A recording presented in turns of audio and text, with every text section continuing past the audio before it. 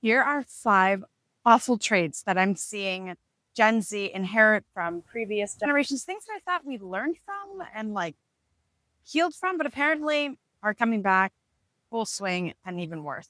Hi, my name is Alexsandra, I'm a seasoned climate tech and crypto founder who co-founded a pioneering carbon removal company, and now I work with entrepreneurs and professional leaders who are looking to create true innovation and positive impact in this world without burning out and being stressed out. Let's get to it. So most of my clients are young founders in their 20s who are looking to create new impact, innovation in this world and are struggling with all the challenges that come with that. And my LinkedIn feed is filled with lots of content of these young founders that I reach out to, that I talk to, etc. And I am seeing some trends both in client sessions and in media that I have to call out. Like they're ill. They give me the ick, and I don't understand how they're not new things. They're archaic, toxic traits that we had prior that are now being spun into new Gen Z language and socialized as the cool thing to do. So let's talk about the first one, number one, 996. It's this idea, it's hustle culture. It's working long hours. So it's working 9 to 9, 6 days a week, which I guess is not so bad in thinking that you're going to be working 7 days a week. But I'm seeing this glorification of, hey, we're going to work long hours and we're going to sleep under the desk at our co-working space at Y Combinator, etc. Guys, listen, it's not healthy. It's not helpful. And there's a reason why. Your brain doesn't function that way. So if you're trying to innovate something, there's a YouTube video I created before. I highly recommend you check it out. If you're working to innovate something, the key factor to innovation is thinking outside of the current constraints of the system that we're looking at today, being very creative. And what that requires is a clear, wonderfully processing prefrontal cortex. You're just like seeing new opportunities, making new connections between things, etc. But what happens is when you're stressed and tired and not sleeping well and not giving your body the right rest, or just stress in general, your brain gets in that fight or flight mode and you're just processing things. And the dangers as well of thinking about this 996, just working, you have to outwork in terms of hours in order to beat your competition. Ugh, I have this like personal disdain for this. And I have this empathy for the desire to succeed in your mission. But if you're, again, thinking about your competition, I talk about this all the time. If you're thinking about your competition and thinking that working long hours is what's going to get you to beat the competition, you are missing the mark. You're missing the mark. I'll talk about a little bit later what to do instead, but let me go through the other 4 things in my list. So number 2 on the list is that control equals worthiness, power. It's a complete misconception. This, again, is nothing new to Gen Z, but I'm seeing so much within the culture and the media feeding into this idea, how men are approaching women, for example, young men learning from YouTubers how to be rude in their approach, telling women what to do, that, they just, I don't need to get into that culture context. But my point here is across the board, what I'm seeing is that there's still this hyperfixation that if we were in control of everything, in control of our partners, in control of the work, in control of the external factors in the business, that you're going to be successful, and therefore that success is going to make you worthy. I promise you, that is like so you're like being a little child at the beach, digging a hole, bringing water from the bucket, from the ocean in a bucket into the hole, and it just seeps through. It will never happen. You can chase control as much as you'd like, and you will burn yourself out, waste your time, waste your runway, and be ultimately incredibly unfulfilled and sad until one day you learn your lesson that it doesn't work, as we all do when we're kids at the beach trying to fill up the hole of sand with ocean water with our bucket. Eventually, we figure it out, most of us. Number 3, connecting online in lieu of connecting in person. A lot of young people in general, whether you're an entrepreneur or not, looking to connect with each other through online platforms, online forums, Reddit, Discord, TikTok, Snapchat, etc. And we think this is what's going to make us feel fulfilled in connection, in community. Listen, all of these things are wonderful tools in addition to, they're like augmented. They're like, if you think about a cake, the base of the cake, the sponge is really cake, but the frosting on top, that's like a nice little touch. So social media and all these tools can be frosting, but you don't want to eat a cake that is just straight up frosting and a little bit of sponge. I just got the ick again. This video is filled with the ick. We need to invert that. Keep in mind that these tools, TikTok, social media, Discord, they do not replace one-on-one connection, because nothing can ever replace true, authentic connections with another person. And that doesn't mean it has to be in person. It just needs to be one-on-one. So, for example, if you're in an online community and you meet via Zoom and you have that connection, it's wonderful. I've met people around the world throughout my time, and I stay in touch, and we do Zoom chats, FaceTime, and it's amazing, and it fills my cup, and I just feel rejuvenated, creative, etc. That's a beautiful thing. But when you're just scrolling through different Discord channels or Slack channels and communities, Reddit, thinking that that's enough for you socially on a social battery or social health and well-being standpoint, it's not. Number 4, oh my God, this is the big one, is this misconception, this idea, this false belief that stress is the best motivator. So many of the people that I reach out to talk to about stress and burnout will say, you know what, actually, I really like the stress because it gets me to be successful. It's like, what are you talking about? Who brainwashed you guys into thinking that stress was the ultimate motivator for productivity, for success? Get out of here. Let's map it out real quick. Starting with some tasks that you need to do. Let's say it's create your weekly YouTube video, as I have to do today. Putting it off and stressing out about it and having urgency. The urgency and the deadline might create some impetus for me to actually record the video. Let's say I do it and I wait for that urgency. I procrastinate, I wait till the last minute. I mean, I get stressed out. I have to sacrifice other things in my day in order to do it. My whole schedule's off, etc. And then I finally do it, and then it's done. Okay, great. I could say stress was the motivator to help me, and urgency was the thing to help me get the YouTube video out. But what happens is I decrease my motivation for the next time. So next time, I'm a little less in motivation to film my YouTube video, do the next thing, and it goes down each and every time. What ends up happening is you spiral downward each and every cycle to the point where you burn out and you don't actually want to do that thing, and you give up being consistent, which we all know consistency is key to success for anything in life, for your venture, for your career to improve, for your body to improve, your health, your wellness, your mindset, whatever it is key. But if you're consistently decreasing your desire to do something, your motivation in a way that's replenishing, and you're just doing it in a depleting way, you'll burn out, you'll give up, and you'll stop being consistent. So not a good idea. Rather, instead, we can take that task, that YouTube video creation, and do it from a place of inspiration. Instead of the motivator being stress, it is now inspiration. I could sit and say, okay, here's my task for today. I need to do my YouTube video for the week. And I just sit and I change my mindset, and I say, oh, you know what? I really enjoy it. I get to sit by the tree I was recording in front of. And I really enjoy that people comment on the YouTube videos. I really enjoy that I'm getting a lot of responses for it. It makes me feel like I'm having a good impact. That way, then, every single time I do my video, it spirals upward. Upward spiral. Amazing. And I'll get more into this later. But let's finish up the list with number 5. Number 5 is, and this one is key, is thinking that your value as a person is directly tied to your status of success, of money, of power, of success in your business, etc.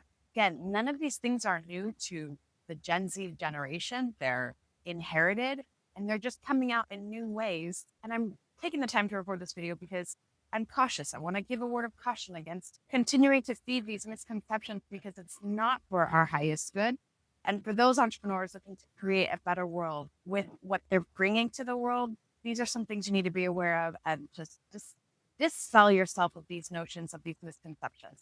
Let's talk about what to do instead, one by one. So on the first one, I talked about hustle culture and the 996, this idea of working all the time, that your hours equal how productive you're going to be. And that's the thing that gives you the cutting edge over your competition. And the biggest flawed premise here is that 72 hours that you're working, I think I'm doing math right, 12 hours times 6, is that all those hours that you're working are productive hours, because it's a lie. I guarantee you they're not the most productive. And here's what you want to do instead. I would say the first thing you should be doing is doing a little time audit. Spend 1 week. I have almost every single one of my clients, I have them do a time audit for a week. It's a little bit arduous, but audit their time to a 15-minute increment or more. Like I like to use the app Toggle to track what am I doing, when am I doing, etc. for a full week. Then you have an honest look, including the weekends. Then you have an honest look of where am I spending my time? And you can take that information and then pair it with something else, which is the zone of genius. So I have a separate video. Check out my YouTube channel, an earlier video about the zone of genius. And you want to align where you're spending time with your zones of genius, your zones of excellence, and anything that is being used in your time audit window that lies in your zone of incompetence, get rid of it. Or your zone of competence, get rid of it. Delegate it. Start taking those things off your list, because I guarantee you, you're spending those extra hours just doing things you shouldn't be doing in the first place. And then those hours that you're spending doing things that you should have already delegated or discarded is taking away the opportunity for you to rejuvenate your own brain, to rest, to sleep well, to exercise, which is incredibly important for your cognitive function and your healthy body function and long-term longevity. Do not skip out on your exercise routine, please. And eating well.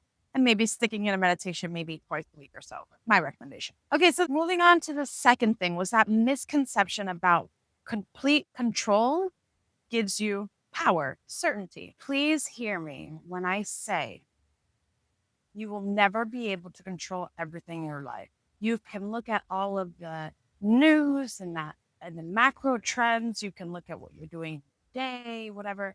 It doesn't matter. All of that can be helpful for situational awareness, but it will never grant you full control over your own destiny and what that looks like. The most important thing that I see missing for specifically male entrepreneurs or male professionals or leaders is a healthy relationship with a more feminine attribute, which is to relax, to surrender control, and allow the natural unfolding. This requires a whole separate YouTube video where we talk about what does masculine energy look like, feminine energy. We all have parts of us that are both feminine and masculine to different degrees, but we want to have healthy relationship, healthy masculine attribute, healthy feminine attribute. We want to be mindful of those things. There's also unhealthy, toxic traits, toxic sides of each coin, toxic masculinity, toxic femininity. I actually would love to share some information with that on a later YouTube video from an author that I read, Danae Logan, which is fantastic. But that aside, I want you to understand that you are fully whole no matter what you do. No matter if your startup fails, no matter if you quit your startup, no matter if you just work at Starbucks, right? It is an inherent right for you to understand that you are fully worthy of joy, happiness, love, and true connection with your friends, family, and your community. That is your right. And you are fully whole, regardless of anything that you do or don't do or fail at or succeed at. You're always worthy. And what happens is I see so often, not just with my entrepreneurs or the professionals and leaders that I'm working with, just in our society as a whole, we are searching outside of us for a sense of wholeness, walking around and looking for validation. Oh, I'm whole. Oh, I'm worthy. Oh, please like my startup idea. Please give me the recognition on that project. Oh, let me get that girl to say yes to giving me her number. Let me get the hottest girl. Let me get the best paying job. Let me have the nicest car. Heights. I could talk about this for hours, but I think you get the point. You're already whole, you can't control everything, and that's totally fine. When you get to that place of wholeness, I promise you what you're going to create is going to be incredible. How you show up every day is going to be in alignment with clear vision that you have set for yourself. It's just going to get so much better. So the third thing on my list, relying mainly on online forums and communities to connect in this virtual way, Discord, Reddit, Slack, etc. And instead of doing that, which it's fine, like I said, the icing on the cake, but the foundation of what you want is authentic human connection. That requires some vulnerability. That requires a safe, trusting space to have that vulnerability with someone you can trust. It requires a sense of knowing who you are, some boundaries, some communication. But I would recommend getting out there and being part of your community. Go to your cafe regularly, make it a point. Familiarity breeds trust. When you see the same people in the cafe all the time and they see you working, those connections will build over time. I think we get so hung up on this instant gratification, these quick dopamine hits, that we forget about the truly fulfilling and healthy forms of creating connections, which is to continuously and consistently show up, to show care and interest in another person, and to build those relationships over time. Give it time. We're so used to this instant gratification that if we just say hi to someone once, we think, oh, well, they don't like me, or it's impossible to make friends in person. No, it's not. Just got to stop expecting how you make friends in person to be the same way that you talk to someone online that you met on Discord. True rapport, true connection takes time, consistency, trust, and vulnerability. I so wish that for you. And I see that this lack of connection is depleting the energy of my young clients, of the entrepreneurs, and any leader or professional that I talk to. I encourage you, get out there in the real world. And also, if there are online communities where you can meet in person on Zoom, if you're interested, I will be launching a cohort for connecting leaders in innovation with your founder or an entrepreneur at an existing company by the end of the year. So if that's something interesting to you, please send me a message on LinkedIn or comment on YouTube, and I'll have my team reach out to you and sign you up for the waitlist. Okay. So number 4 is the idea that stress is the best motivator, stress and urgency. The reason that this is such a common misconception is because we believe that stress is the motivator for movement. We think stress is a good thing. And true, yes, stress to an extent is healthy, right? When we want to build muscle, we go to the gym to stress our muscle. It literally breaks down the muscle tissue. And then guess what do we do? Guess what do we do? We rest. We rest the muscles. We're not exercising them all the time. And we're not, even when you're at the gym, say you're doing a set of squats, you stop. You take your rest intervals. Shake out. You let the lactic acid move. Hopefully you're not sitting down, but you're standing, you're waiting, and you do your next set of reps. You have to rest. And what else do? You feed your body. Feed your body so that the muscles can grow. So yes, stress is helpful to an extent, but it cannot be chronic. It must be acute. So acute stress is just like the example I gave. You're working out your muscles, you're doing some heavy squats. That is a small window, specific kind of stress. Chronic is, it's there all the time. It's like an underlying stress. And that chronic stress causes inflammation in the body, causes rise of cortisol level, weight gain, depression. It's not good. So when it comes to so many people who are thinking, oh yeah, this, chronic stress that I have is good because it's keeping me motivated. No, it's actually keeping you stuck, sick, and unwell. And people who are stuck, sick, and unwell are not good innovators, and they're not good leaders. You're just not. Instead, change your relationship with stress to be more thinking about acute stress being helpful, not chronic. And let's also recognize that what you're truly looking for is some type of motivation to get the things done that you need to get done in order to be successful. Those motivators don't have to be stress. It could be a true love for what you do, a true creativity. You're like, man, I picked this app. I wanted to do this startup because it was my dream. You could tap into that inspiration, and that would be your motivation to show up every day fully in love with your life. Even when things are not exactly what you're hoping them to be, and you still know you have a lot to do, you're in love with the journey because you chose it. That's what you're looking for, is you're looking for motivation. So take a step back. Look, why did I even choose this path? And if you find that the path that you've chosen doesn't align, reach out to me. Let's talk about it. I can help you work through so that we can make sure that you are fully clear on what you're wanting to do and finding the path to get there. Lastly, the 5th one here is this misconception that, again, our status is what's going to give us full value. And I talked about this earlier because it's kind of tied to number 2, which is this misconception of control being power. You're fully whole. You're fully worthy. You're worthy of love today. You're worthy of success today. You're worthy of joy without the success. You're worthy of happiness without something else having to change. It is a beautiful gift to exist. That's it for my video today. I hope you found it helpful. I'm really looking forward to hearing from your comments. If you like this video, please obviously like and subscribe to my channel. If you're someone who's dealing with burnout and stress or lack of clarity on what they're doing with their career and their job, there's a link in the description below. Nothing crazy, just some information about what I do to work with leaders and innovators who are looking to bring the most impact and fulfill their purpose on this earth without burning out, actually to do it from a place of thriving. Click on that link, schedule a call. I'd love to chat with you and learn more. That's it for today's video. Thank you so much for listening. As always, it's always such a pleasure. Have a great rest of your week.